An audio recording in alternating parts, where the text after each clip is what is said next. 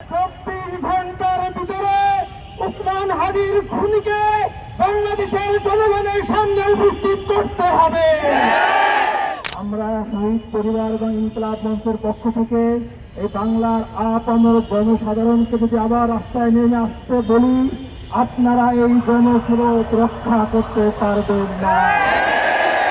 সরকারকে স্পষ্ট করে বলে দিতে চাই, হাদির খুনিরা যেখানে আছে, যে এজেন্সির কাছে আছে অথবা দেশের বাইরেও যদি যেয়ে থাকে, সরকারের ওই দেশের সরকারের সাথে সহযোগিতা করে খুনিকে আমাদের সামনে হাজির করতেই হবে।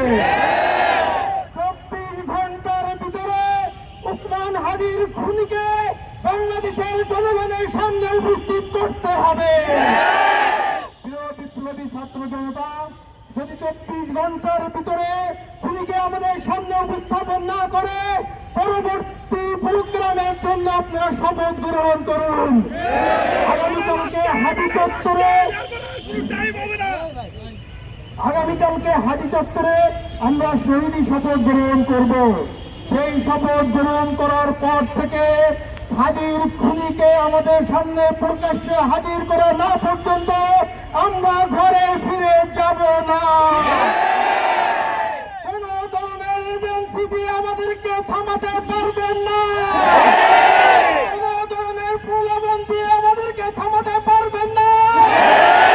আমরা শহীদ ওসমান হাদির উত্তরসূরি, আমরা তিতুমিরের উত্তরসূরি।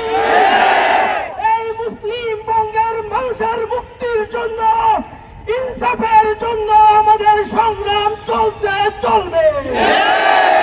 প্রিয় সংগ্রামী জনতা, আগামীকাল বিকাল 3টায় হাদি চত্বরে আপনাদের সকলকে শহীদ শপথে অংশগ্রহণের আহ্বান জানিয়ে